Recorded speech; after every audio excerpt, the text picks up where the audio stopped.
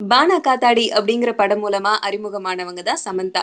அந்த படத்த தொடர்ந்து இவங்க வேற ஏதாச்சும் படத்துல நடிப்பாங்களா? அப்படிங்கிற சந்தேகம் நமக்கு வர்றதுக்கு முன்னாடியே படங்கள்ல நடிக்க ஆரம்பிச்சாங்க. ரொம்ப ஸ்பெஷலான படம் உங்களுக்கு எது அப்படின்னு கேட்டா, நானி.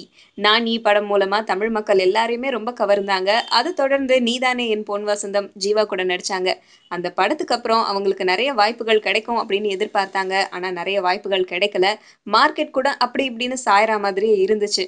ஆனா அந்த நிலைமையில 2 பெரிய பட்ஜெட் படங்கள், அதுவும் 2 மாஸ் ஹீரோஸ் கூட இவங்களுக்கு கமிட் ஆயிருக்கு. ஒண்ணு அஞ்சான், அதுக்கப்புறம் இன்னொன்னு கத்தி. 2 படங்களுமே பெரிய பெரிய ஹீரோஸான விஜய், சூர்யாவோட படங்கள்.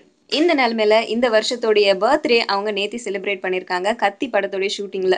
ஏ.ஆர். முருகதாஸ் இவங்களுடைய பிறந்த நாள ரொம்ப ஸ்பெஷலா கொண்டாடணும் அப்படிங்கிறதுக்காக பெரிய சாக்லேட் கேக் ஒண்ண வரவழைச்சிருக்காரு. படத்தோட ஷூட்டிங் ஸ்பாட்லயே கேக் வெட்டியிருக்காங்க. விஜயும் கேக் ஊட்டிட்டு வாழ்த்தெல்லாம் சொல்லியிருந்தாரு. அண்ட் அதுக்கப்புறம் நெறைய பேர் நின்னு நெறைய ஃபோட்டோஸ்லாம் எடுத்து ரொம்ப ஜாலியா செலிப்ரேட் பண்ணியிருக்காங்க இந்த பர்த்டேவ.